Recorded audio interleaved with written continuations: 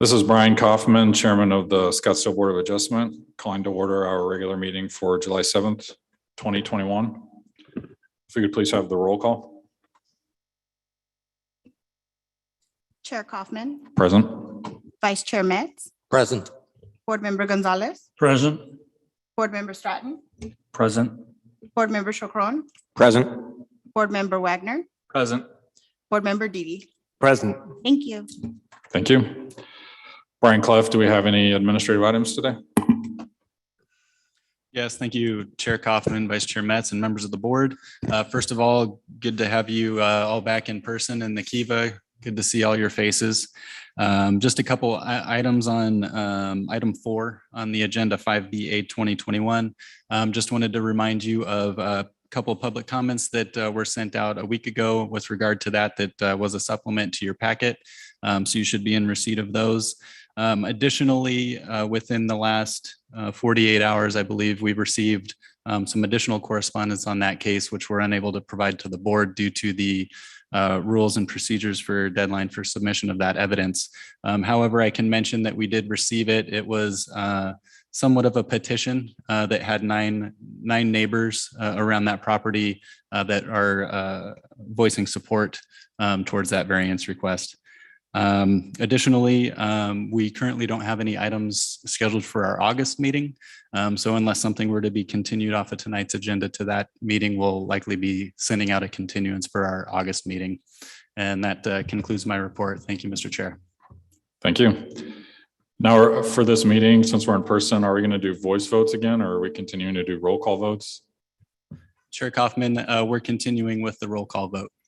All right, thank you very much. Next up, approval of our minutes from June 2nd, 2021. Do we have any changes? Chair Kaufman, this is Vice Chair Metz. I move to approve the June 2nd Board of Adjustment regular meeting minutes. I will second. All right, thank you. We have a motion approved to approve the minutes. Can we have the roll call vote, please? Chair Kaufman, Aye. Vice Chair Metz, Aye. Board Member Gonzalez, Yes. Board Member Stratton, Aye. Board Member Chacron, Aye. Board Member Wagner, Aye. Board Member Didi. Aye. Thank you. All right, thank you. And with the formalities out of the way, we'll get started with the regular agenda. Welcome everyone to the Scottsdale Board of Adjustment public hearing. The city encourages your interest and participation in the public hearing process. The Board of Adjustment is a 7-member board that has the power to hear and decide on the applications for variances from the provisions of the zoning ordinance, appeals from a zoning administrator's interpretation of the zoning ordinance or other decision, requests for disability accommodation made under section 1.920, and general manager's interpretations and decisions made on appeals regarding the land division ordinance. And it doesn't look like there's anyone here to speak today other than the applicants. Are you Jeremiah? All right. Anyone that does wish to speak, you need to fill out a blue card at the table up front and hand it to me, or hand it over. The first request today before the board is for a disability accommodation from a development standard or separation requirement of the zoning ordinance. The Board of Adjustment may only grant a disability accommodation upon sufficient evidence of the following criteria: that the requested accommodation is requested by or on behalf of one or more individuals with a disability protected under federal and Arizona fair housing laws. The requested accommodation is necessary to afford an individual with disability equal opportunity to use and enjoy a dwelling. The standard or requirement unduly restricts the opportunity for a person with a disability from finding adequate housing within the city of Scottsdale. The requested accommodation does not fundamentally alter the nature and purpose of the zoning ordinance of the city of Scottsdale. You must meet each of the requirements in order for us to grant a disability accommodation. What this means is that when you come up to speak, whether you're for or against us giving the accommodation, I ask that you please limit your comments to just the required criteria that must be met. And you are required to get 4 positive votes in order for the board to grant your disability accommodation. So with that background on the disability out of the way, do we have from the city Desiree Mayo?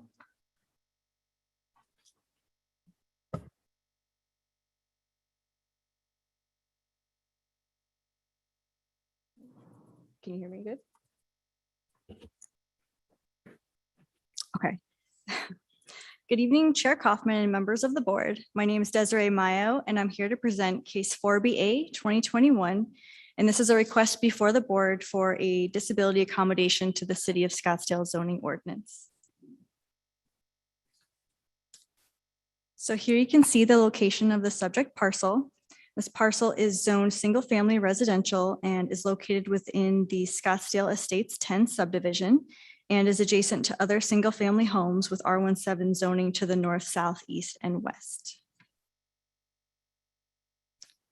Here's a closer look at the site location. The parcel was annexed in 1965 with R17 zoning through ordinance number 273.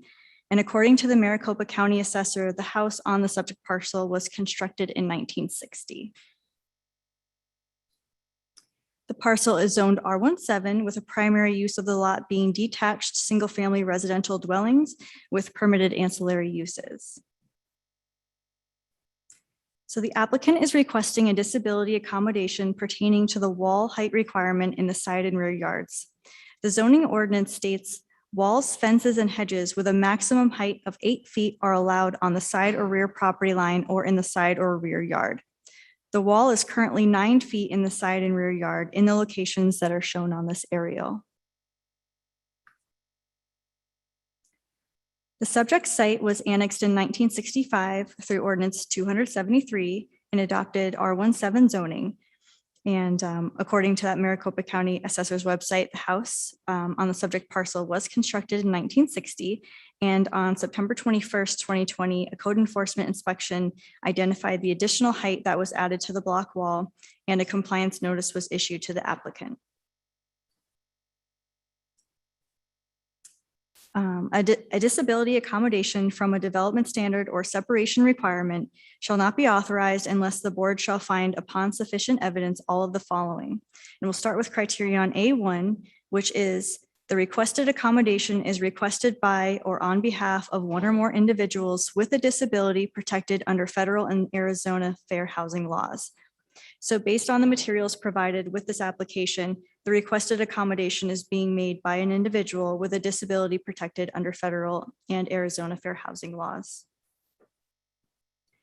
Criterion A2 is that the requested accommodation is necessary to afford an individual with a disability equal opportunity to use and enjoy a dwelling. The city must grant a reasonable accommodation from a development to individuals with disabilities when the application of that development standard would deprive those individuals the ability to enjoy the housing of their choice. The requested accommodation may be necessary for that purpose since the additional foot in height appears to have enhanced Mrs. Bahr's ability to enjoy her premise by alleviating the light and noise activities that affected her well-being.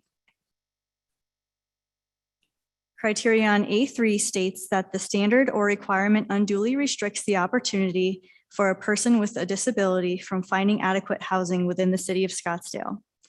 Based on the resident's disability, which includes heightened sensitivity to light and noises, requiring that the wall height be reduced to the maximum requirement of 8 feet as allowed in R17 zoning may impact the ability of the applicant's client to enjoy their backyard similar to other residents in the neighborhood.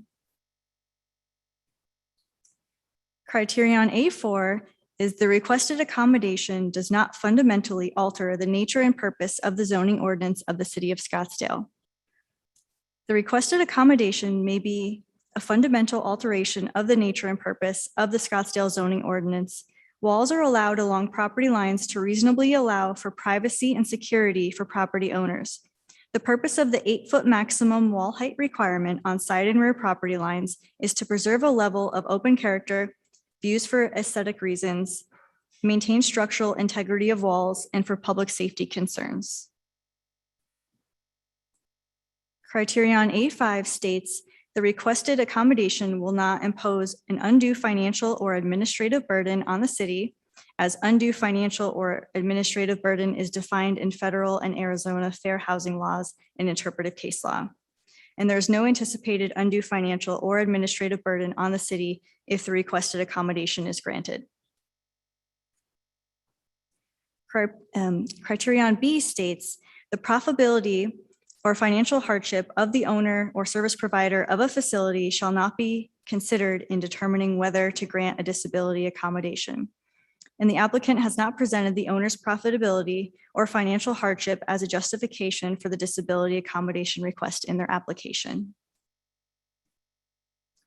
Criterion C is the requested accommodation must comply with all applicable building and fire codes. If this requested accommodation is granted, city review of construction documents as part of the permitting process is required to ensure compliance with all applicable building and fire codes. And a wall detail sealed by an engineer was submitted and will be reviewed by a building reviewer during plan review before receiving a permit. Lastly, criterion D states the requested accommodation must not, under the specific facts of the application, result in a direct threat to the health or safety of other individuals or substantial physical damage to the property of others.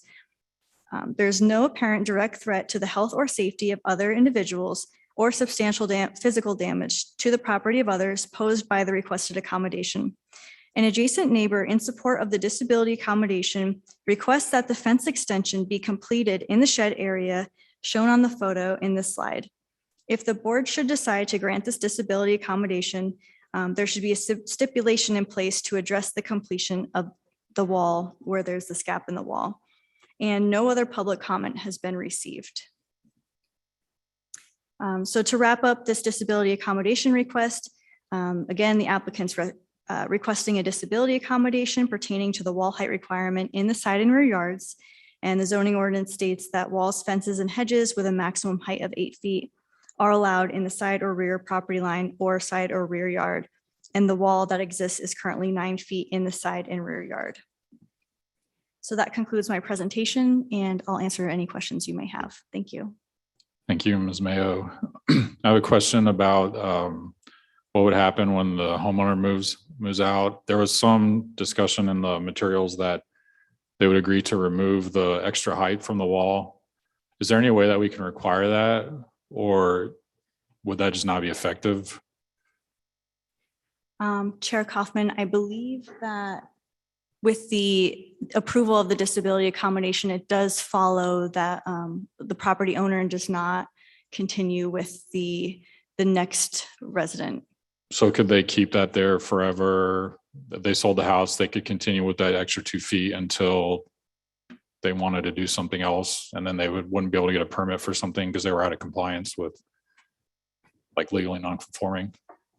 Chair Kaufman, members of the board, I'll defer to our legal staff to confirm, but my understanding is if it were approved, unless there were some requirement placed through stipulation on the approval, that future owner may be able to also enjoy the variance. However, Mr. Anderson, I believe we have on the line, may be able to clarify further.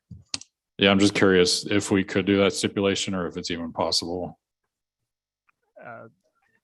Chair Kaufman, this is Eric Anderson from the legal department. The ordinance and the authority of the board does provide the board with the authority to modify the requested variance to meet the circumstances. So if the board did feel that was appropriate, the stipulation could be attached. The variance is only granted as so long as this property owner occupies the property. Thank you. Any other questions? Yeah, go ahead. My question, this is Jason, question in regards to the building materials.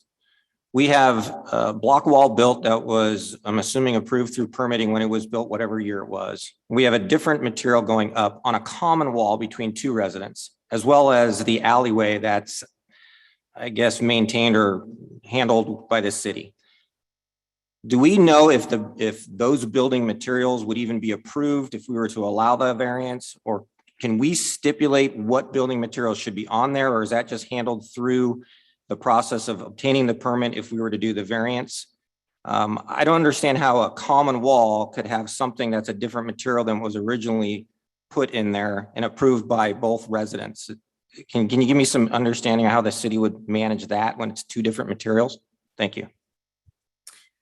Chair Kaufman, board member Chacron. So if the request were to be approved without stipulating anything about the materials, then when it does come in for the building permit, we would look at it then, but the material being a block wall and the extension above it is adequate material, like to be acceptable by the city of Scottsdale. So it would get approved when it comes in. So the variance that we're giving for this property, aren't we also then extending it to the adjacent properties because their wall is being raised as well, since it is a common wall? So is this not being pertained to just this one property, but the other two as well? Chair Kaufman, Board Member Chacron, the variance, well, the disability accommodation technically is being addressed to this specific property, but the wall is on those shared property lines. So, I mean, it's whatever way you want to look at it. I mean, those adjacent property lines, like, yes, the wall was raised in those areas. So that would be of the benefit of those adjacent property owners, if you look at it that way. Chair Kaufman, Board Member Chacron, and board members, if I could provide further clarification. You're correct with regard to the wall on the common property line. The neighbor would also enjoy the increased height, if you were to phrase it that way, on that property line. The variance would not, however, extend to their other property lines and allow them to increase the wall height on their other property lines. It's to the benefit of the subject site, so it would only be on that shared common property line. And through the permitting process for these common walls, we do go through the process of obtaining authorization from the adjacent property owner for that permitting process, since it is on a common line. I read something in there in regards to the two neighbors signing off on, and if anyone can help me with what the terminology was, I didn't see that actual signed off by the neighbors in documentation. Is that here? Is that going to be presented? I mean, how do we really know that these neighbors are okay with what these people have already done? Chair Kaufman, Board Member Chacron, we don't have the physical form, but if you were to approve this disability accommodation, that would be a requirement before they receive that approval. So it would be required that the neighbors on the adjacent property lines would sign off on that.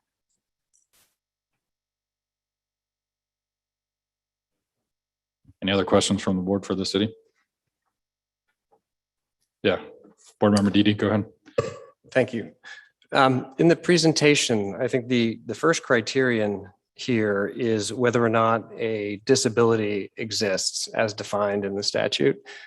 And in your presentation, I noted that you said that disability does exist, as opposed to you may find that the disability exists, which is language that is sometimes used. So my question is, for purposes of our deliberations, should we assume that that first criterion has been satisfied? Or is that one of the questions that we should be considering? Chair Kaufman, Board Member Didi, and members of the board, I believe the way it was presented is based on the materials submitted by the applicant. There appears to be a disability. That's the materials that we've been provided with, which I believe is attachment 8 in your report. So beyond that, it is still part of the criteria that you're tasked with evaluating. So it is the responsibility of the board to also make that determination. Okay, thank you. All right, I guess that's it for the city. Next, we'll have the applicant's representative from Pew and Lake. Is it John Gillespie? Thank you.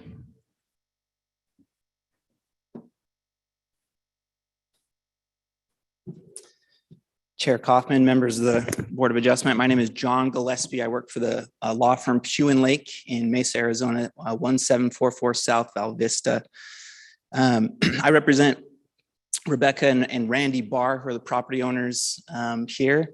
And it's been a pleasure to work with both the Bahrs and their neighbors.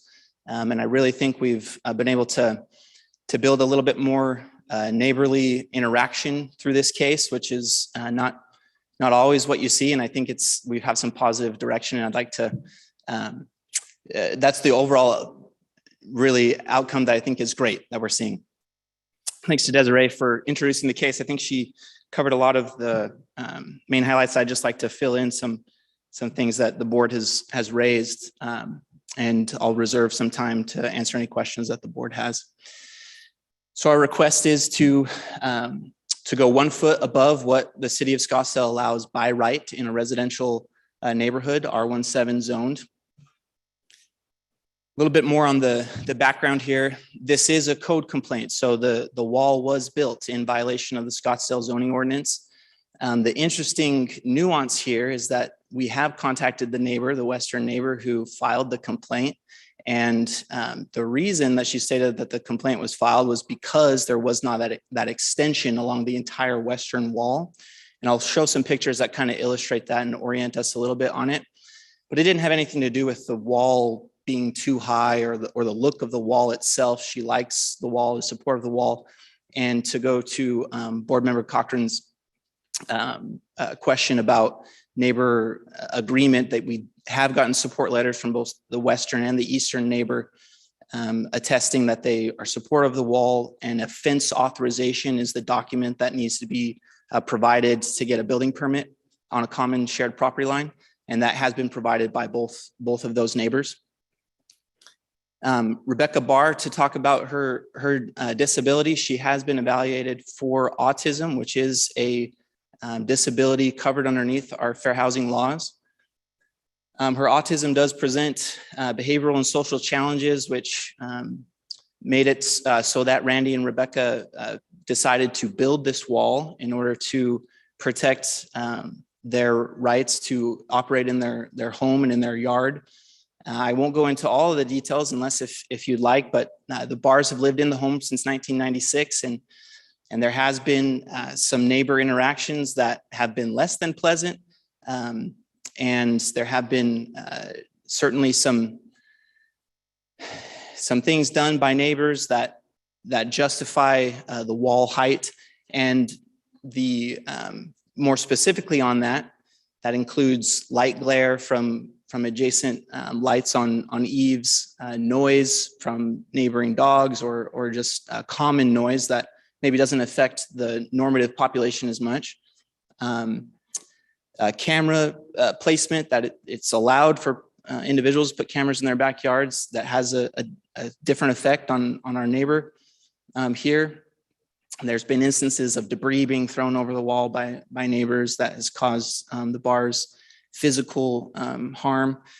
And then just the visibility issues of neighbors going onto roofs and things like that, and what that can cause to the Bahrs' use of their backyard. All in all, the 9-foot extension has really solved these issues, and I'll orient us here a little bit. So you'll see the extension exists on the north, east, and west sides, but on the initially it was just built on the west side. So a stretch in 2018 went up to the shed that you'll see is in the northwest corner. They terminated it at the shed just because the shed kind of provided that buffer that they already needed, and construction wise, it was probably hard to get around the shed, and they just made that decision. The neighbor didn't have an issue with that, but in 2019, when the north and east walls was added, matching the same materials and design, but added to complete the project, they didn't complete the extension behind the shed. So it left that gap there. This slide kind of shows you those distinguishes. So on the right there, you'll see that's kind of the rustic look that was intended with the wall, and that was in 2018. So the picture taken now, kind of where it's worn to the desirable condition. And then on the left there, that's from the alley where the extension's been added and it hasn't worn to the desired condition quite yet. This shows that northwest corner where that shed gap is at. And I talked to the western neighbor. This is me taking a picture in her yard with her to describe this, that's what that she wants completed, and the Bahrs have agreed to complete that wall extension. That also is still dependent. What we have here, the disability accommodation, is kind of a step one in a two-part process to complete this project. First, we have to get a disability accommodation, and then second, we have to get the building permit. The building permit process, we have had a structural engineer evaluate the wall, create a structural detail that describes some additional reinforcements that will need to happen to the wall in order to make it safe and structural and pass the city's building code muster.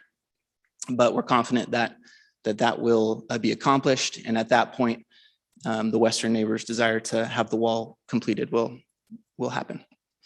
Jumping into the criteria here. So Ms. Bahr is diagnosed with autism. As I'd mentioned, it's a recognized disability.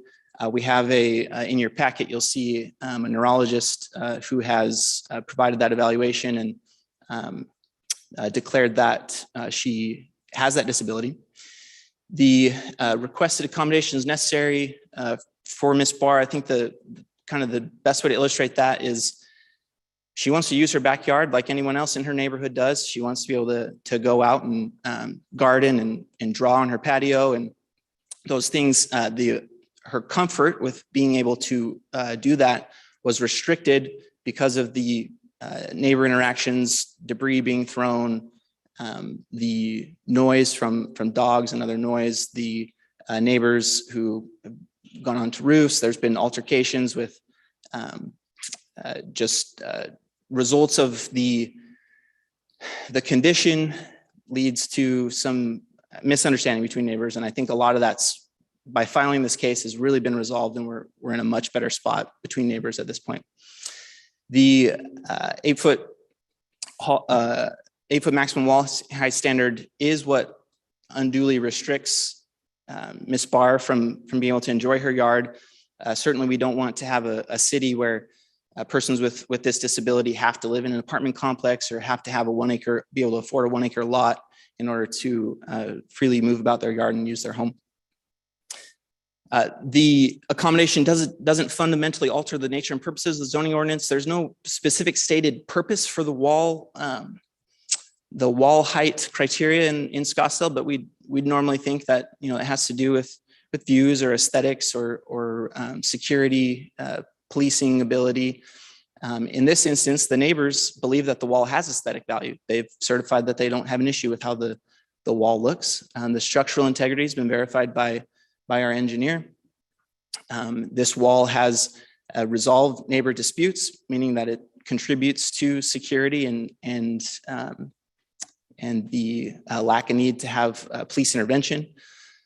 And ultimately, walls are to secure fundamental rights to privacy, security, and the use of the property. And that's what we feel is happening here. Is Rebecca and Randy can use their yard similarly to how their neighbors would. I want to point out as well that there is, in the Scottsdale zoning ordinance, you are allowed to have an administrative review and accommodation made for a disability that only varies the standard by 10%. In this case, we're 12.5%. That 1 foot is kind of the math, how that works out. So if we were just a little bit lower, then we wouldn't need to come to the Board of Adjustment. It could be done through the discretion of the zoning administrator. I think Desiree covered this. There's no undue cost. And then the other criteria is that the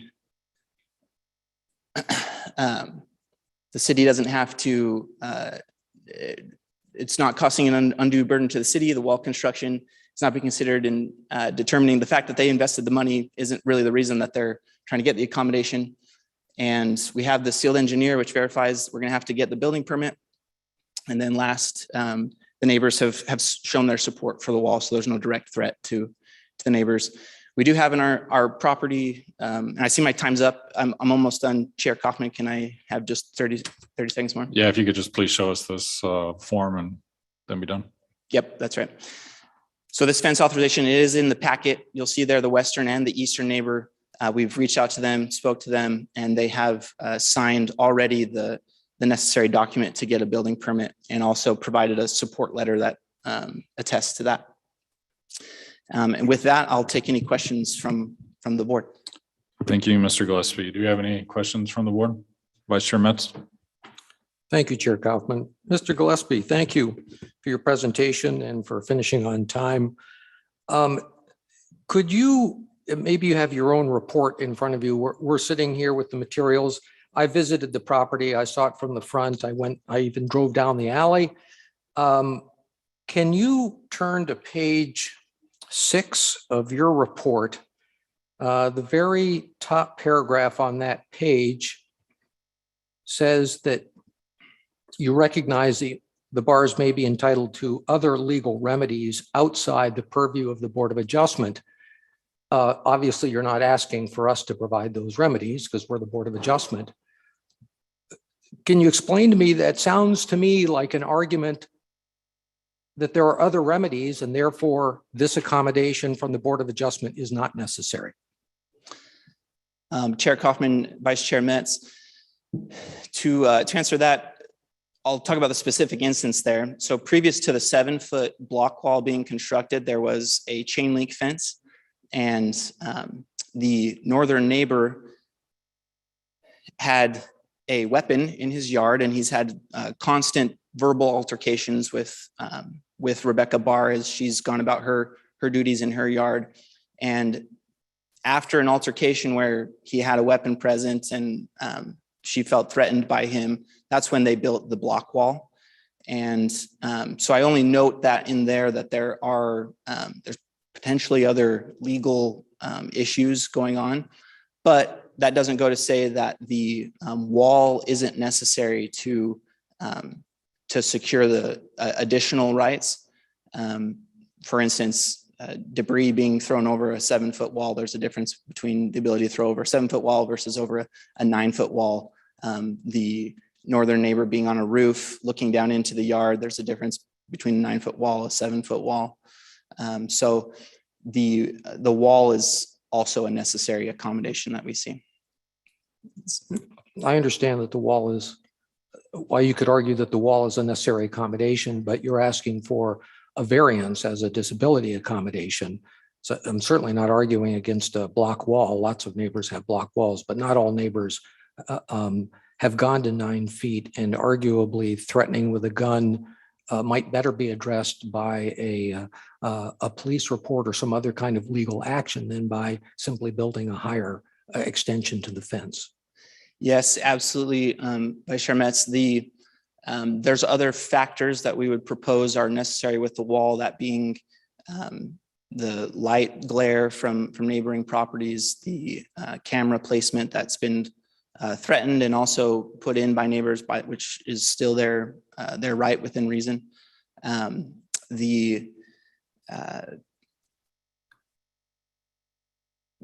In general, the disability itself, one of the characteristics of it is a feeling of paranoia, social anxiety, to where the 9-foot wall has resolved that, to where the feeling is, whether real or perceived, that has been resolved with the 9-foot wall. Thank you. Yep, thank you. Other questions? Go ahead. Sure, Chair Kaufman. I had the same concerns, I guess, a question that Vice Chair Metz had. I think you've got good ways in answering that for me, but I had another question that just comes to mind reading the criteria here, and I believe it was Board Member Didi that had started off the hearing by asking staff whether or not we still had to make a finding that there was a disability first, or could that be assumed? And staff replied back that, under the criteria, we still have to make that finding. I'm just a little concerned, not even so much in this instance, but just in terms of setting a precedent, because I'm also a member of the State Board of Bar Examiners, and we have disability requests for folks coming before the committee to take bar exams. And during the course of all of the hearings, we typically have several affidavits of medical professionals, doctors, that are substantiating the existence of a disability. In this case, we do have something entitled a clinical psychological evaluation, but I note here that it's not signed by a medical professional. It does not appear to be anyway. It looks like the credentials of the author of this report list a PhD as their I guess, professional credential, and not, so it's not from a medical doctor, I guess is my point. And that's concerning to me as a board member here in terms of what types of evidence do we need to see to establish a disability. I have concerns that a non-doctor, non-medical doctor report would satisfy that in certain aspects. And I don't know if that's one that we're going to evaluate here on the board or not, but at least it raises some concern with me. So I would just like you to address that point, sir. Yeah, absolutely. Chair Kaufman, Board Member Stratton. I know this issue has been before the Board of Adjustment and will likely be before the board in the future. And I do think this is an instance where we squarely meet the criteria of a disability. The evaluation was completed by Dr. Nichols, and Dr. Nichols has a PhD, but he also went to medical school. He is a licensed neurologist who is able to make that evaluation, and much of that report was redacted to protect portions that were non-relevant to the discussion for Rebecca. But I mean, we could Google Dr. Nichols. I don't have all his complete pedigree. I was just merely going by the signature block. Typically, most medical doctors I know would list the MD after their name as well. Yeah, I think it's an excellent point, and we can certainly provide additional materials to the board if necessary to verify that it was a clinical evaluation and not anything less than that. Thank you. Any other questions from the board? Board Member Didi, go ahead. Mr. Gillespie, just following on what Board Member Stratton was just discussing, I think there are, first of all, I think there are sort of complex issues of law and fact and medical issues involved here. So I think this is one of the more complicated sort of fact-finding exercises that this board is going to find itself involved with. And so I am a little concerned about the nature or the sufficiency of all the materials that have been presented to sort of to support the satisfaction of the first criterion, which is that there's a disability here. I did review. I noted that the PhD, the neurologist report or evaluation was dated from 2009. Is that correct? That's correct. So that's quite a while ago. And people with mental health conditions or any health conditions, their conditions change over time.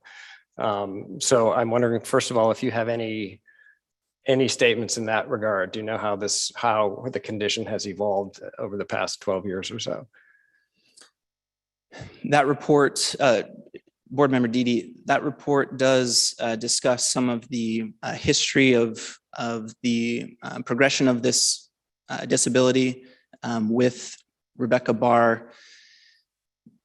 Certainly, there was no expiration put on the evaluation that was given or anything like that, and I don't have the specifics of ongoing medication that was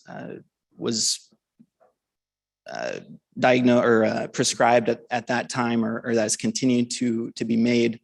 But the findings of that report are still consistent with what the Bahrs have experienced as late as 2-3 years ago. And nonetheless, even today, that the wall has solved the issue of Rebecca's autism and the conditions that are related to it. But I don't know that I have a perfect answer of, when was the last time that we went to the doctor and that the doctor said that we were autistic. But I know that evaluation was done in 2009 and certified to that. Okay, thanks. What I was trying to do in reading the evaluation was sort of tie the issues that that the applicant is seeking accommodation to help back to the evaluation. So, you've talked about sensitivity to light, sensitivity to sound, and also conflict with neighbors. And it sounds like the conflict with neighbors issue is not a trivial one. It sounds like it's been an issue for quite a while. So I just want to make sure that your position is that the cause of the conflict, or at least a cause of the conflict, is her Asperger's. Is that correct? Yes, absolutely. And in talking to board member Didi, in talking to neighbors, there's a lot of misunderstanding with neighbors themselves, and neighbors have admitted that they felt some guilt and some shame that now that they understand better the condition that Rebecca has, and it's not the bar's prerogative to go and discuss their medical conditions with their neighbors. But now that they are aware of these public materials more, it's softened hearts a little bit, and they realize that some of the noise outbursts, interactions that have happened are more understandable now because they understand that there's a disability that's involved. Tying the condition to the wall, few examples. One would be that northern wall where the neighbor has gone on the roof before and previously had made lots of verbal and the weapon incident. Rebecca had gotten to the point where she had to put paper up in the windows and couldn't go into the backyard at all at that point, and couldn't even enjoy the back kind of kitchen area because of fear of retribution. Sleeping, their room is located in the northeastern part of the home. Lights from the eastern neighbor's eaves go into the windows and have caused some of those disturbances. There's obviously other remedies that can be taken there and have been taken, but this solidifies the ability to nullify that condition of the disability. And then the noise issue is an ongoing one. The western neighbor has dogs that she takes dogs through foster care adoption dogs. And so at any one time could have 20, 25 dogs in her backyard. Luckily, I didn't get nipped when I went over, but that noise is mitigated with a higher wall. And so I think some of those specific condition aspects of autism that Randy living there, who doesn't suffer from autism, it's not an issue as much for him, but his wife, who does have the condition, does suffer from some of those effects.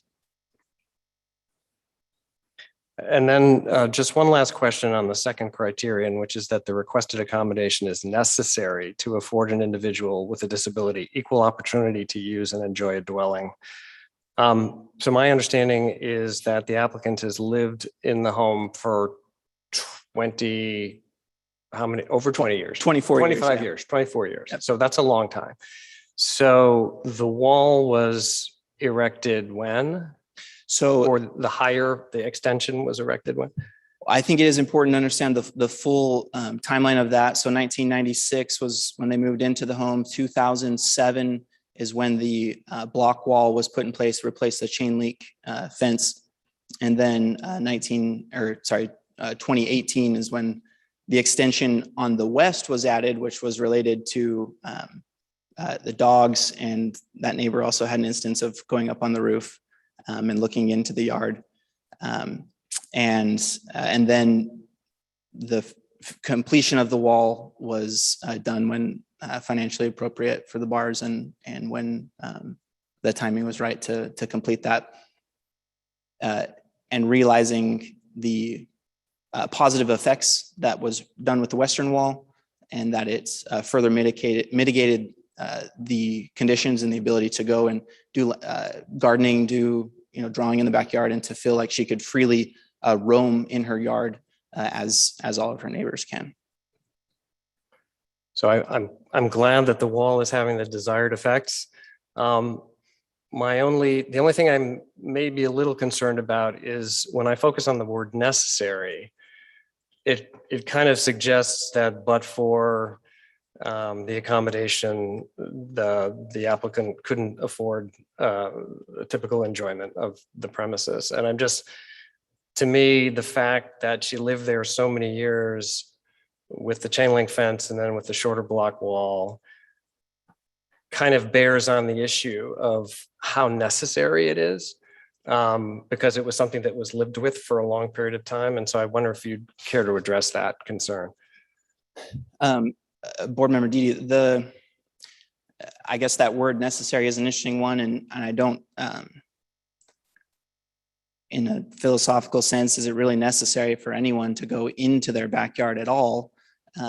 But is it a legal right that she has to go into the backyard? And for those years, that interim where her ability to go into the backyard was limited, she suffered compared to her neighbors who could freely roam in their yards.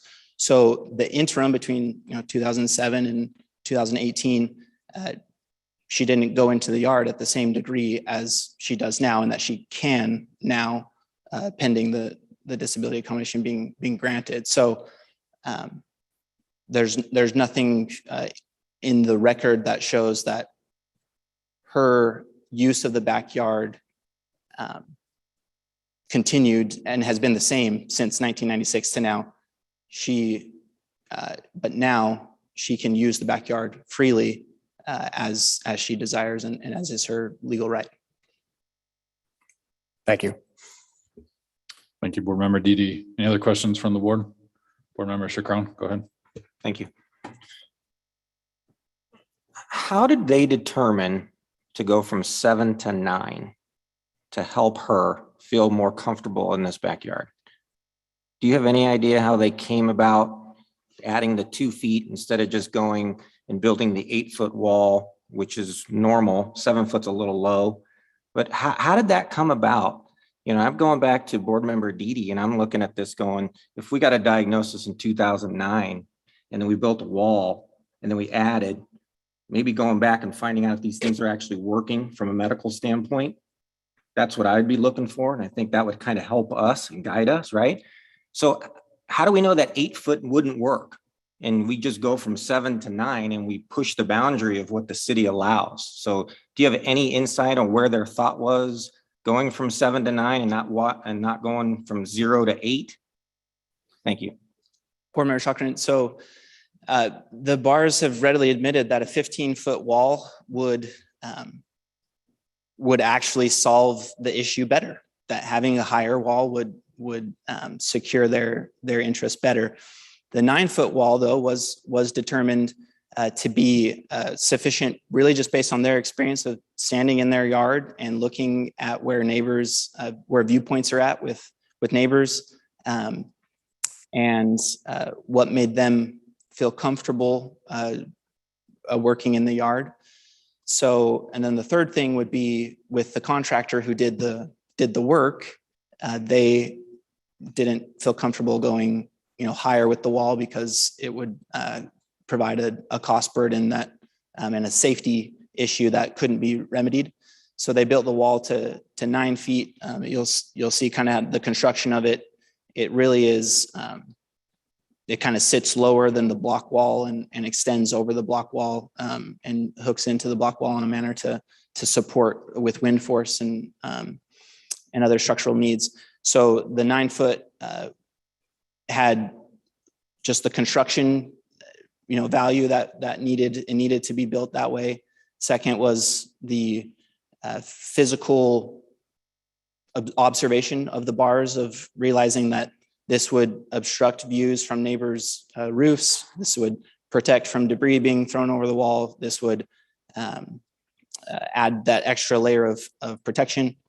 And so I would say those are really the thinking that the Bahrs had. I do note Randy and Rebecca are on the phone and available. Randy's available to speak. They largely tied to Rebecca's condition, didn't feel comfortable in this social setting, but Randy is available to answer any questions as well. And I'm happy to have him speak to that one if you would like. Yeah, I'd have one follow-up then on that. When the block wall was built, was it permitted? Because when you would permit, then you would know that the height restrictions that we have in the city. And if it wasn't permitted, then we're building at 7 feet just to build at that height. And did they know that 9 feet was too high and that it would have put us in this situation? If they would have built it to 8 to try and see if that would help her, then we wouldn't be in this situation. Then we could be asking for a variance to go even higher than the 8. So those are just my concerns. We get into a lot of situations where you build it, then you ask for forgiveness. And this is kind of one of those things that in the back of my mind, I'm looking at, that if we would have built it at 8, we wouldn't be here. And 9 just pushes the envelope. And how do we get there?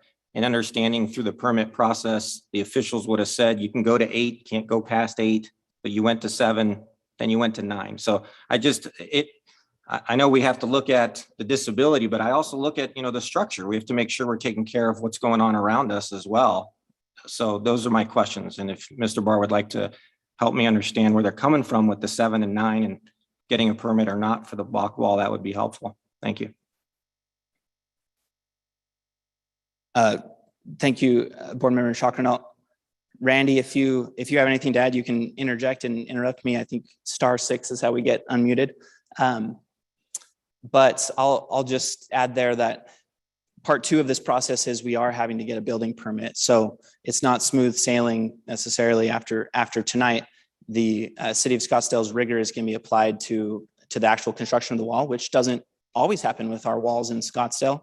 And with the original block wall construction, I don't believe it was. I don't think it's, while required by the code, I don't think it's 100, if we're being honest, not 100% of the time that our residents build their block walls with building permits. But that is being rectified now by going through the building permit process. And if it doesn't meet that rigor, then the wall would have to be removed. Thank you. Any other questions from the board? Not seeing any. Thank you very much. Thank you. All right, with that, we'll move on to board discussion. Does anyone want to lead off with their burning thoughts? Vice Chair Metz? Sure, I'll go first. Thanks, Chair Kaufman. I'm really uncomfortable with this criterion number 1, the issue that's been raised by a couple of my fellow board members as to what it takes to really prove, I think the word is sufficient evidence that there's a disability there.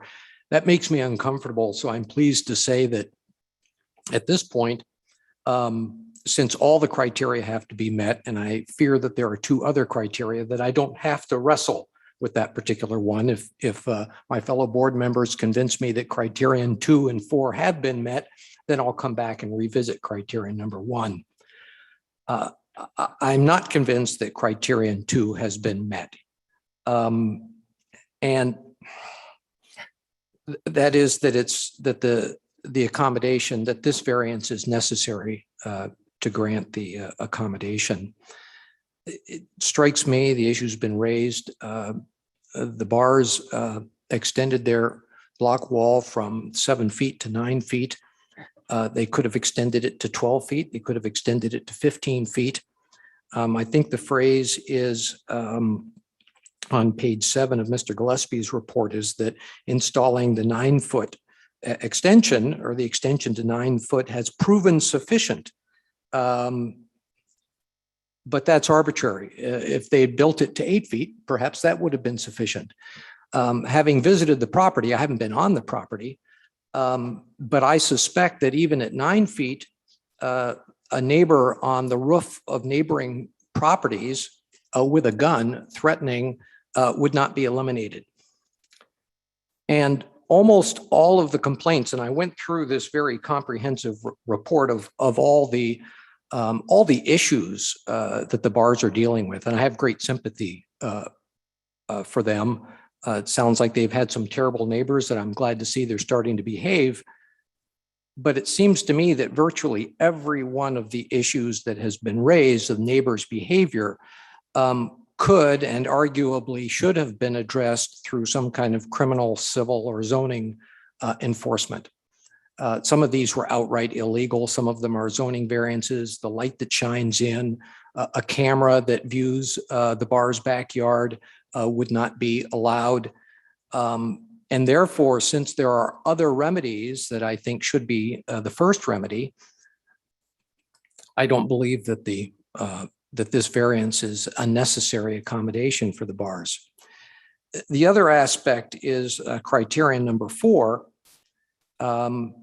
whether or not this alters the nature and purpose of the zoning ordinance. I'm really pleased that these 2 neighbors to the east and the west have said this is okay, but we don't know if next month when one of those people moves, that the person who buys that home feels the same way about it. According to the staff report, the purpose of fences is not to primarily to provide privacy, but to preserve a level of open character. That is, limits on fence height to preserve a level of open character, views for aesthetic reasons, and public safety. And that would be compromised by allowing this 9-foot high fence to exist. So I'm not convinced that criterion 2, that it's necessary, has been met. I don't feel there's sufficient evidence that we haven't altered the nature and purpose of the zoning ordinance. So unless I hear some convincing arguments the other ways, I'll probably be voting to deny this request for disability accommodation. Thank you, Chair. Thank you, Vice Chair Metz. I'd say as far as criteria 1, I'm basically convinced that there is a disability protected under federal and Arizona fair housing laws. There's only so much evidence that we can ask for as the Board of Adjustment. So I think, in my opinion, if someone comes in with some kind of documentation and a plausible disability, it's sufficient for me. Unfortunately, I'm kind of with Vice Chair Metz on criteria 2 and the necessity. The 9-foot, like you said, is arbitrary. Someone throwing garbage over the wall, 8-foot versus 9-foot, how much difference is that going to make? A camera, it could be placed an extra foot higher pretty easily. Everything seems pretty arbitrary. And then the other thing is how much it sounds like things have improved just through the communication with the neighbors through this process. I found kind of interesting. So, it seems like has an extra comfort level just from that. And just overall, the number of possible solutions, as Vice Chair Metz said, that I think render this not necessary as far as criteria 2. Anyone else have comments they want to? Board Member Stratton, go ahead. Sure. Thank you, Chair Kaufman. My comments largely echo those that have already been stated. I do not believe that we have sufficient evidence before us here to make a finding that a disability exists. At best, we're looking at a report that was from 2009. It's rather stale as far as evidence goes. And at worst, I'll go back to my original point that it does not appear to be a medical diagnosis, as the case may be. Maybe I'm wrong, but that's not my job. My job is to look at what's presented before me, and what's presented before me is from a PhD, not a medical doctor. So I think we've belabored that point enough. So I don't think we've met criteria 1. I also don't believe criteria 2 has been met here. I think there were other less restrictive or less impactful alternatives that could have worked here, that might work, that may well be working if we took the wall back down to an allowable height. Also, my sympathies for having such bad neighbors. I was appalled at some of the behavior that I saw in there, and I am sympathetic to that as well. But frankly, what we have here looks to be a policing and a neighbor problem more than anything else that does appear to have perhaps remedied itself to some extent, hopefully, by other means other than just the wall. So I'll be voting no on this based upon failing to fulfill criteria 1 and 2. Thank you. Thank you, Board Member Stratton. Anyone else want to go next? Board Member Didi, go ahead. I think it's very difficult for this board to make a decision as to whether or not someone has a disability as defined in the FHA. Well, sorry.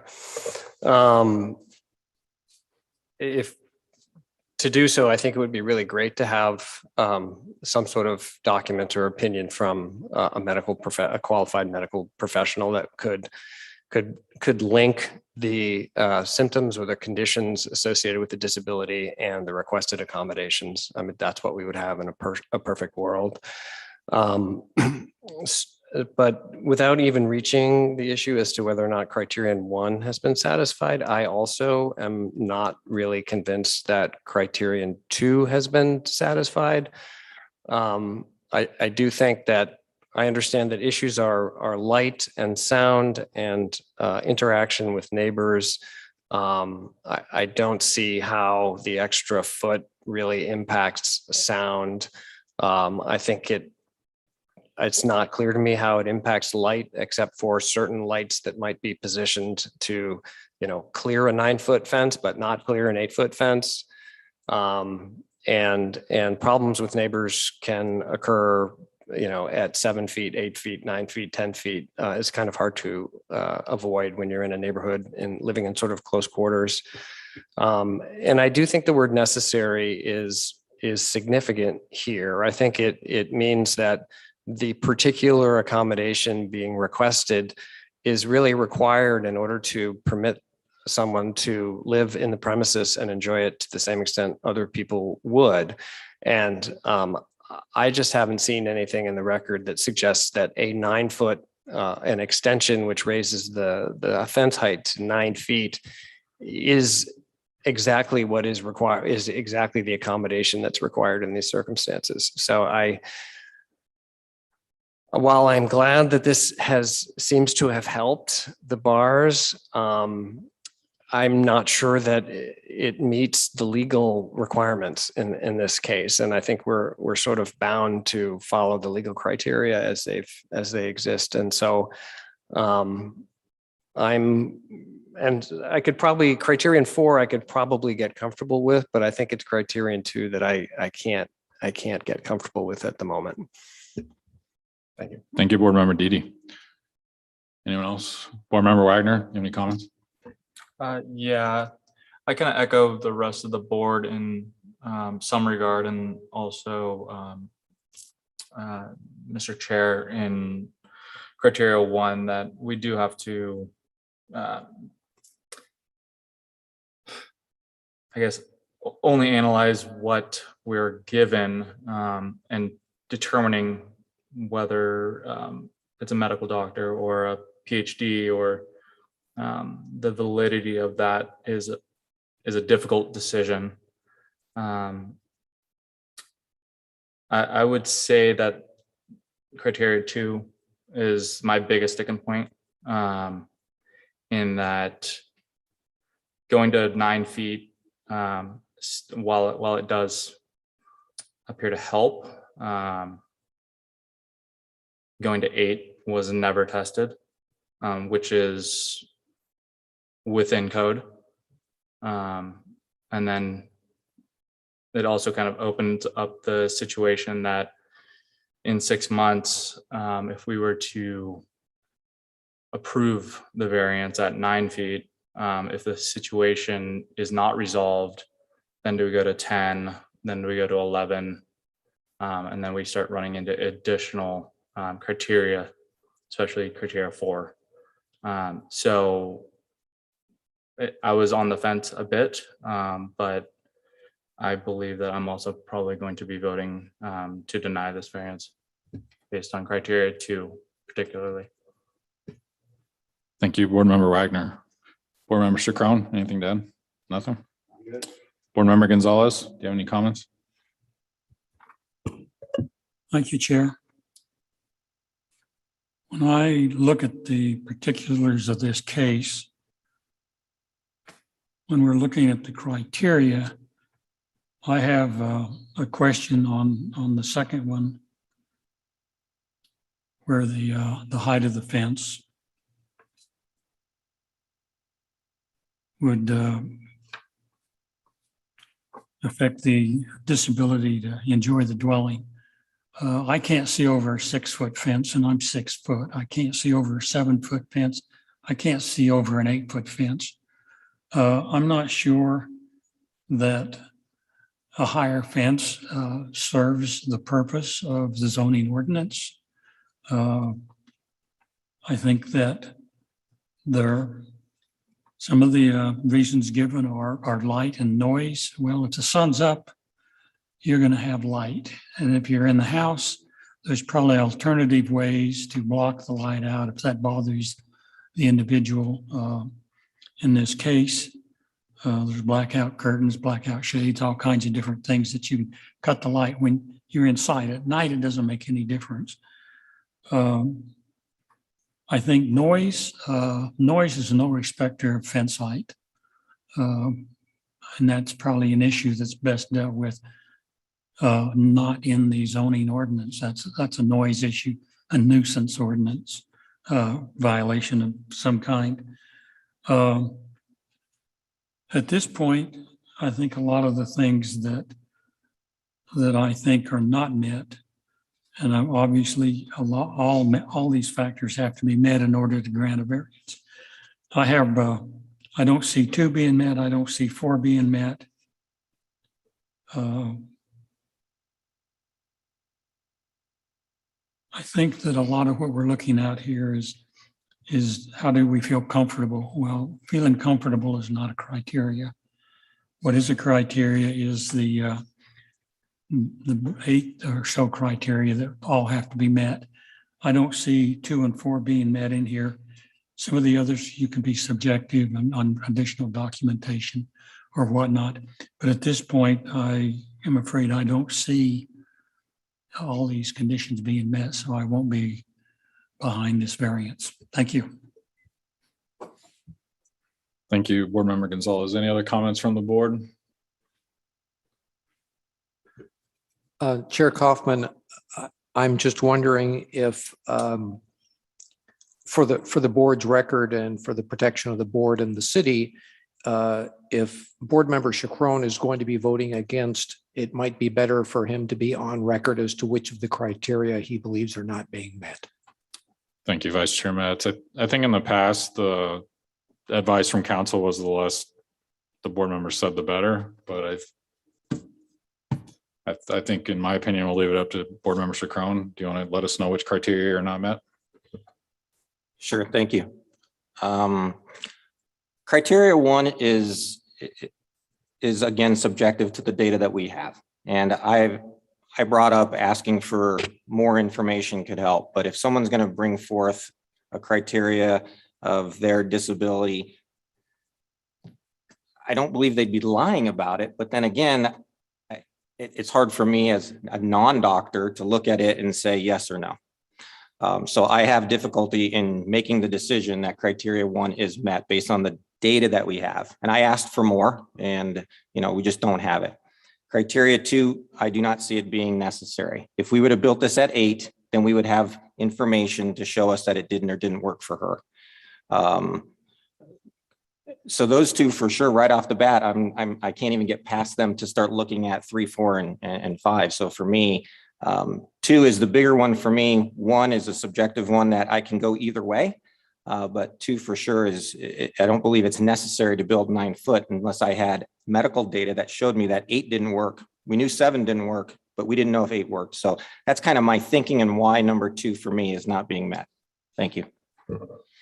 Thank you, Board Member Chacron. With that, if no one else has any comments, I guess I'll move that we deny the variance for BA 2021, the extension of block fence. Chair Kaufman, this is Vice Chair Metz. I'll second the motion. Thank you, Vice Chair Metz. Can we have the roll call vote, please? Chair Kaufman, Yes to deny. Vice Chair Metz, Yes to deny. Board Member Gonzalez, Yes to deny. Board Member Stratton, Yes to deny. Board Member Chaperone, Yes to deny. Board Member Wagner, Yes, to deny. and Board Member Didi. Yes to deny. Thank you. Thank you. All right. I guess with that, we've got next agenda item 4. 5BA 2021, the Brown residence. And this is just the traditional zoning variance that we're all used to with the 4 criteria. I won't take the time to read them, but I think we know them well. We have Chris Zimmer from the city. Go ahead. Good evening, Chair Kaufman and members of the board. My name is Chris Zimmer. I'm an associate planner here with the city, and I'm here to present 5BA 2021, the Brown residence. Here you can see the location of the subject site. It's highlighted in yellow. Sorry. It is located in the Sands Scottsdale 4 subdivision near the corner of North Viadale Le Sorrento and East Indian Bend Road. The area which is located is surrounded by single-family residential. Here's a closer look at the site. The subject property is an interior lot located at on East Via de Sereno. It is lot 200 of the San Scottsdale 4 subdivision, which was platted and recorded with the city of Scottsdale in 1977. And the existing main structure was constructed in 1978.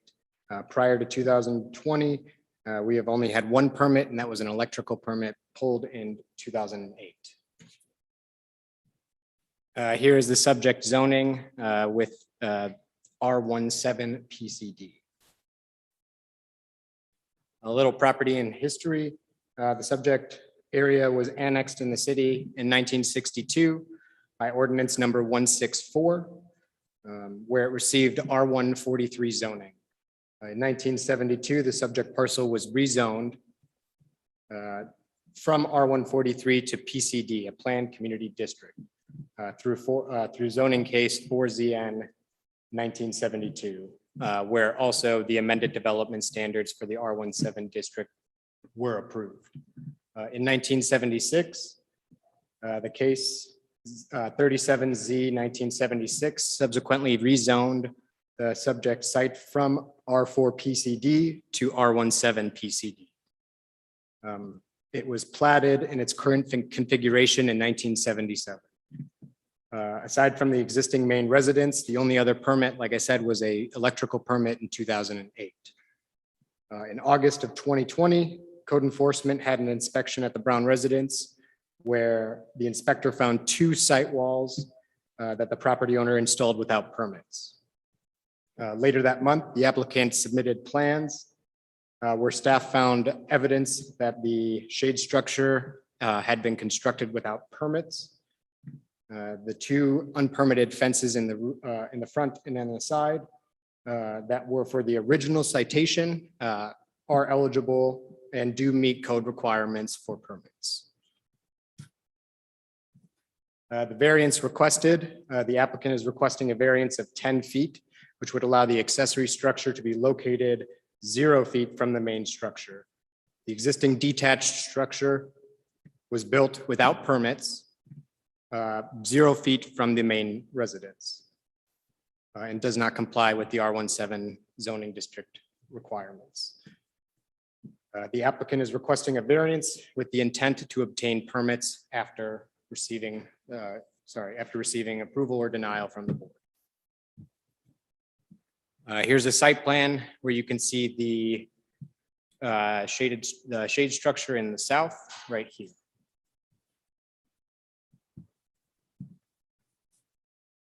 Criterion number 1, there should be a special circumstance applying to the property which do not apply to other properties in the district. The special circumstance must relate to size, shape, topography, location, or surroundings of the property. The subject site is approximately 88,203 square feet and is similar in size, shape, and topography to other properties in the subdivision.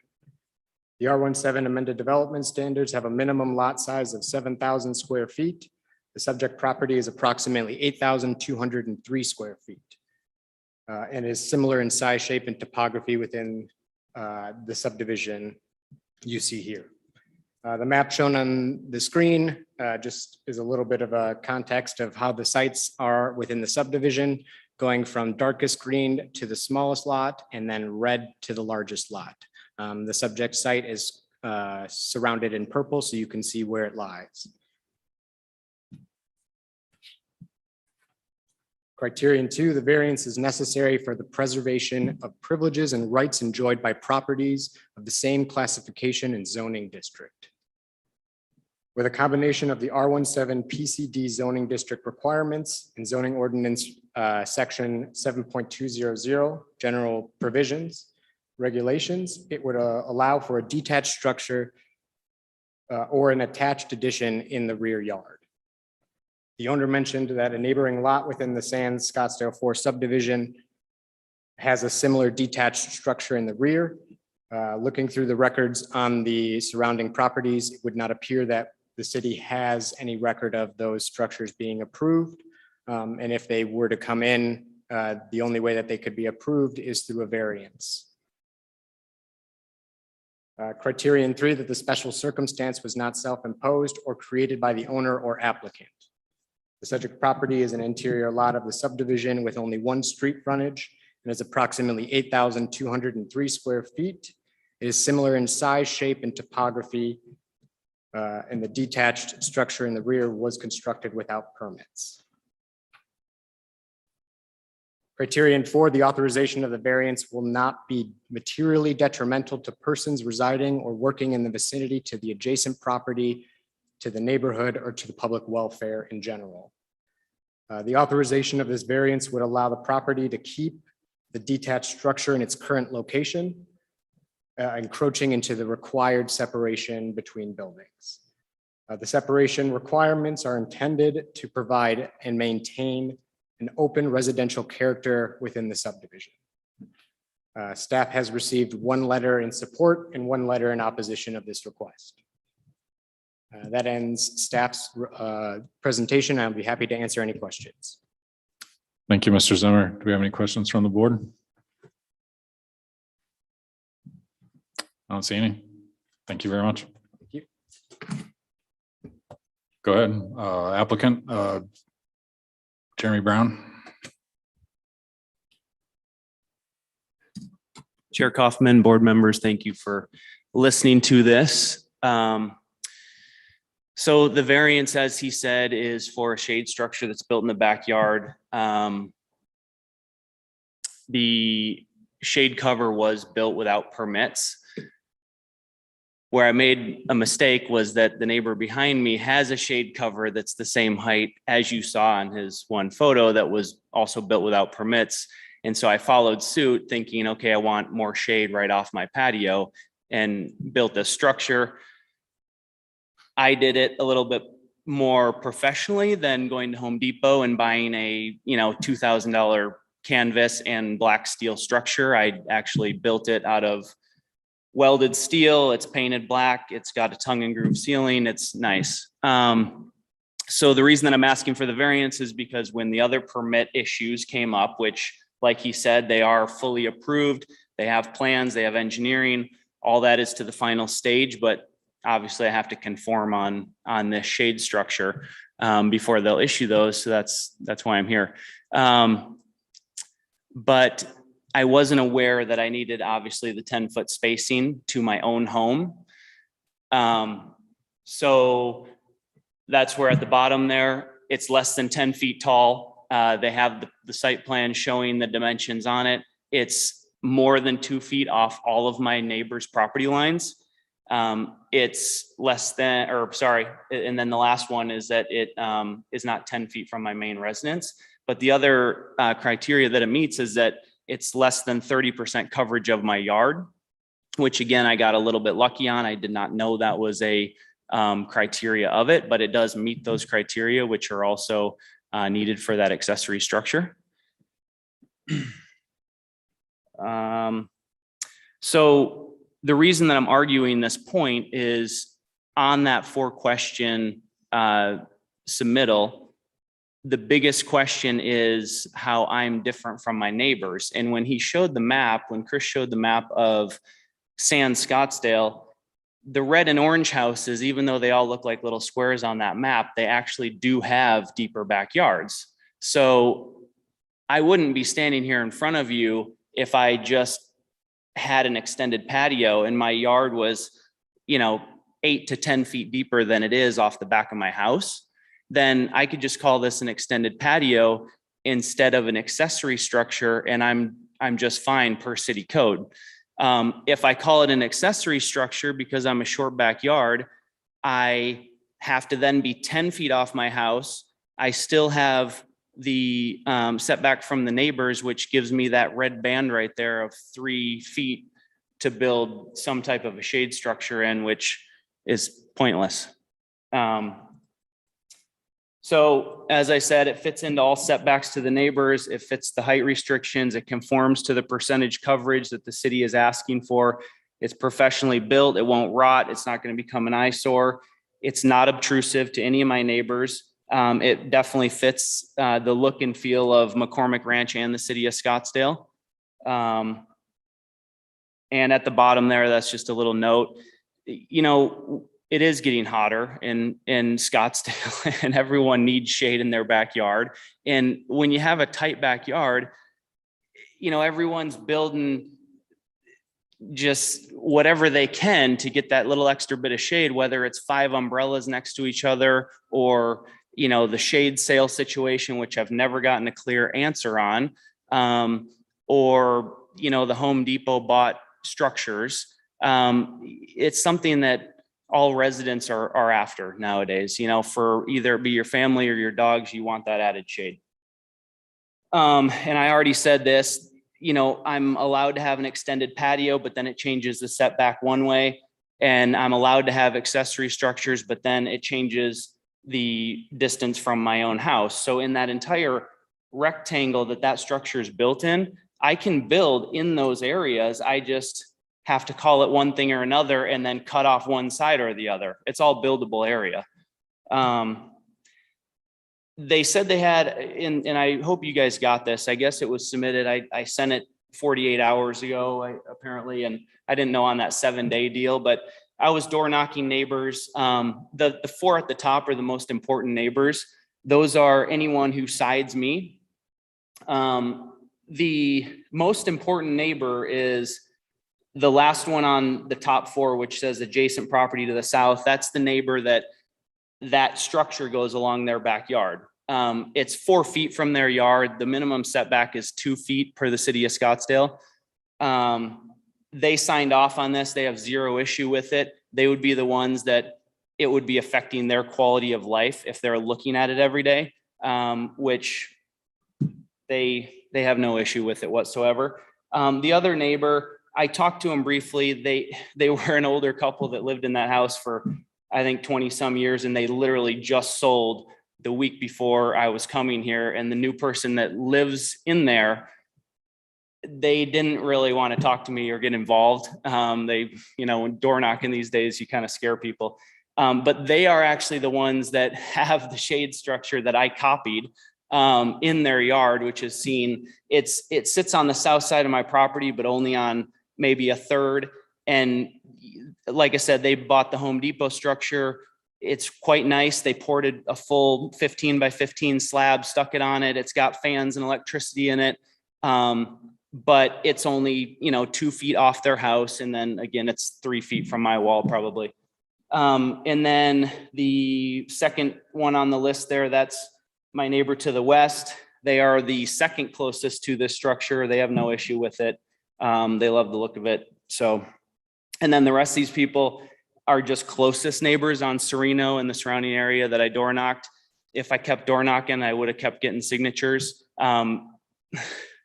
There's 20 or 30 other shade structures right around us that I know you guys, you're going by the code, but a lot of people have them, which I'll just show in the presentation. So a lot of those people that I door knocked probably have things in their yard. This right here, I have a neighbor to the east. He didn't sign it. He's also on I believe our HOA board. The only legal spot I can put this structure is against his fence. I wanted to talk to him. I was out of town, and then when I knocked on his door, he didn't answer. But if I tear this down, the only other place I can build it is 2 feet from his fence. And I'm sure that wouldn't help his quality of life, or he wouldn't be so happy with me on that. And so I'm sure he would probably support it just staying right where it is. But you'd have to talk to him on that. Maybe he's on this call. This is the neighbor behind me who has another shade structure that's detached. It's right on their house. It's 3 feet from my wall. Again, that's the one they bought. It has little roll down sunshades and a fan in it. This is not in Sands, but this is another house in McCormick that, again, they have more of a pie shaped yard. So they could call this an extended patio, I guess, even though it is actually detached. But this would then meet, well, if it's an extended patio, it would meet the rear 10 or 15 feet for an extended patio where I can't. But if they call this an accessory structure, this is again illegal. It's built exactly like mine, black steel with a metal roof. This is mine. It's black steel with a metal roof. It's got the proper pitch on it. If this goes through, I will get engineering on this as well, just like my other walls that are now going through the permitting process. Like I said, it's got a tongue and groove ceiling. It's unobtrusive. It's not going to rust, rot, blow away. It's professionally built. These are just other structures. I have 30 different photos around McCormick Ranch and Sands. This is what people do. You just don't know about them because obviously they don't permit them or they're not getting other permits. And so the shade structures don't come to mind. This is an example of the ones that are around that, I mean, these are around McCormick and need to be torn down. And they've been there for 10 or 20 years. So my goal is to modernize, make it look better, raise real estate prices, do things that are indoor, outdoor living that everyone wants. I just can't fit it in that tight yard. My neighbors across the street can. That's what those 4 questions are for that I have hopefully answered. And then a couple quick notes. So I wish there was a different definition for shade structures. I'm never going to build walls on this. I'm not trying to add to living space. That's what a lot of accessory structures do. A shade cover is a shade cover. It's 4 posts in a ceiling of some sort. And I've never gotten the answer like, hey, if I tore the roof off and put a shade sail on it, is it legal or not legal? Nobody can tell me. So I guess my time's up, but that's sort of where I'm at on that. The biggest one, number 1, I'm not the same shape. And then, yep, I'm good. That's about it. Thank you, Mr. Brown. Any questions from the board for the applicant? Vice Chair Metz, go ahead. No, I apologize. I don't have any questions for the applicant. My mistake. No problem. Did you want to, I guess with that, we'll go to the board discussion. Oh, you're way too far away. I'm sorry. Sorry. Quick question. So you've talked a few times about your backyard being short, which I assume is one of the special circumstances that you're talking about. Do you have any data that sort of compares your backyard to the other backyards in the development so we can verify the shortness ourselves? Sure.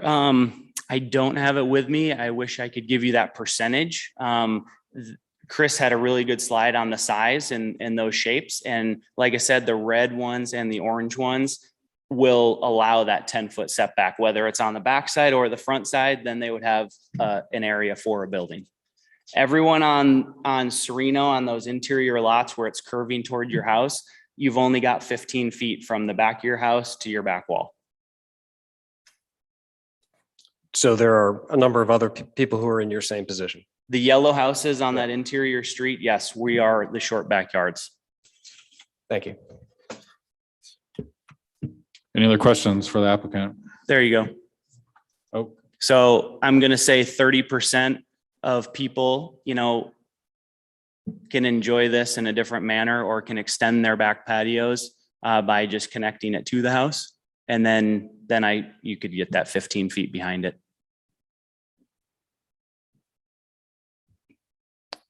Looks good. Thank you. No other questions? I'm not seeing any, so let's go ahead with board discussion. Vice Chair Matz, did you want to lead it off? Sure. Thank you, Chair Kaufman. Thank you, Mr. Brown. Yes, sir. I have little doubt that there are other properties nearby that have similar structures in similar locations relative to those buildings, and that those other ones are similarly in violation of the separation requirements. The fact that there are scores of other properties that don't meet the criteria doesn't change the fact that we have to hold Mr. Brown to this criterion. And I really got stuck on criterion number 1, special circumstances.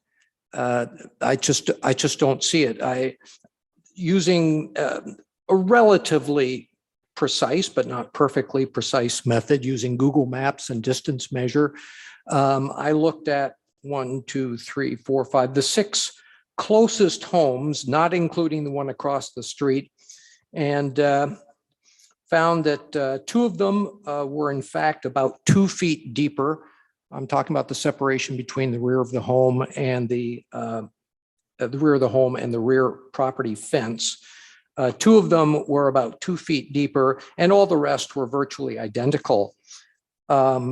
In Mr. Brown's presentation, he referenced the wedge-shaped lot across the street, which arguably does have special circumstances, but I don't believe this property does, and therefore I won't be voting in favor of this variance.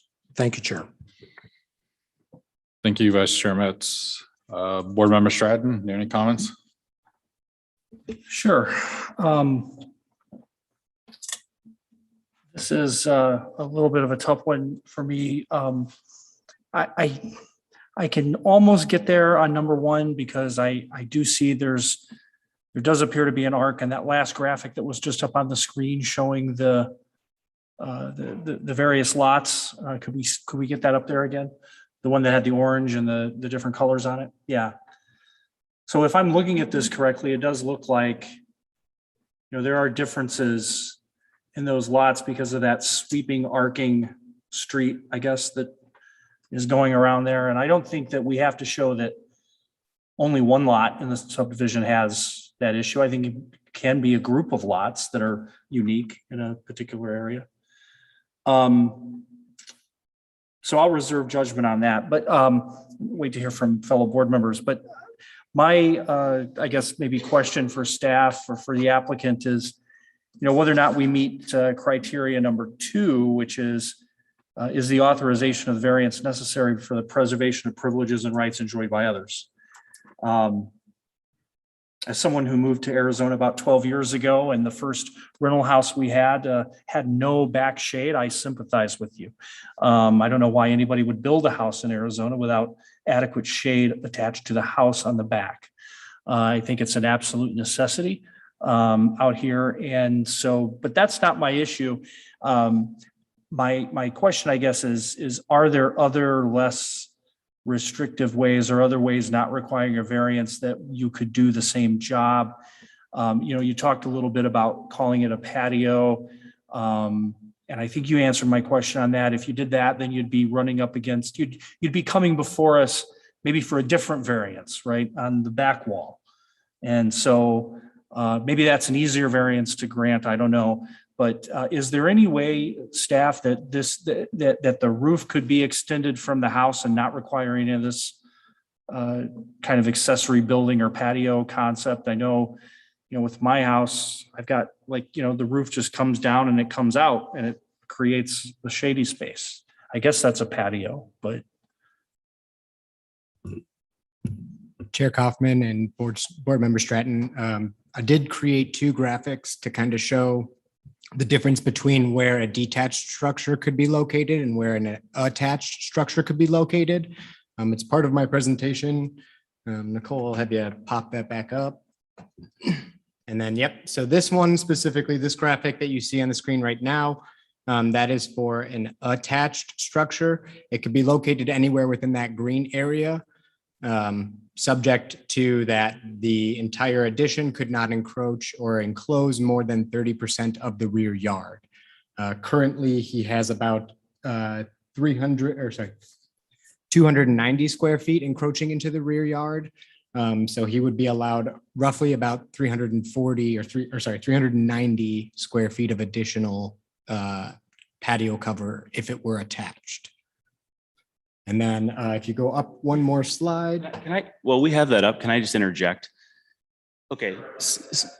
About that, if you could make that work, but yeah. Okay, so Please go if I ahead. attach this to my house, I guess the biggest thing that you guys are trying to do is, I'm not encroaching on neighbors. I'm not changing what code says, which that's the big one here, because code says on the back that I am accessory structure, so I'm detached and I need that 10-foot separation. Yet if I build this exact amount of square footage, which is just under 30% coverage off the side of my house, I'm literally tearing down 10 grand to build the other 10 grand in the green, which is just as close to my other neighbor, actually more close than the current neighbor. And I don't see how that's any different. Sure. So thanks for your answer.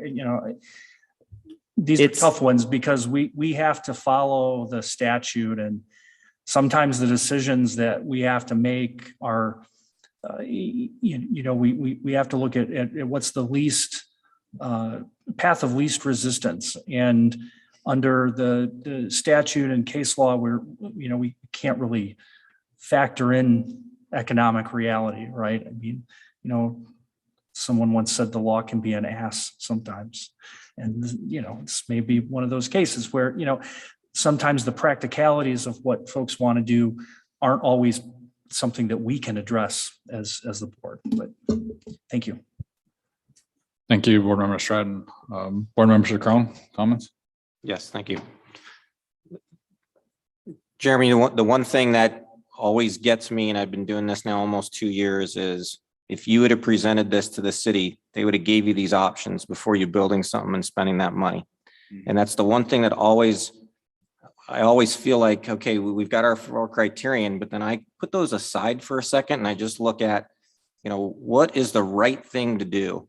And the city does such a good job working with their residents. I mean, I've lived here my whole life. I've built so many things. I'm in construction. And just to have one conversation with any one of these guys at the help desk, they could have walked you through all these different options.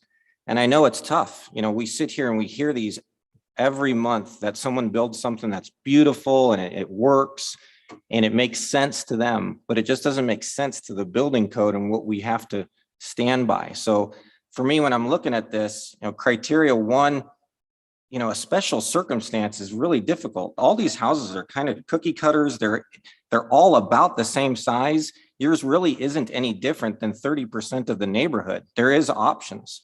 So I have a hard time getting past 1 again in understanding that there's a big special circumstance just for your property. And we've gotten some houses that are on these crazy slivers of property where we give variances because they're 1 in a million in these neighborhoods. And so I just don't see it in criterion 1. I just really wish that you would have been able to get to the city first, get your options, and then build to suit instead of building it and then us trying to help you figure it out. And so that's where I stand. I can't get past criteria 1. And so I wouldn't be voting for a variance. Thank you. Thank you, Board Member Chacron. Board Member Wagner, any comments?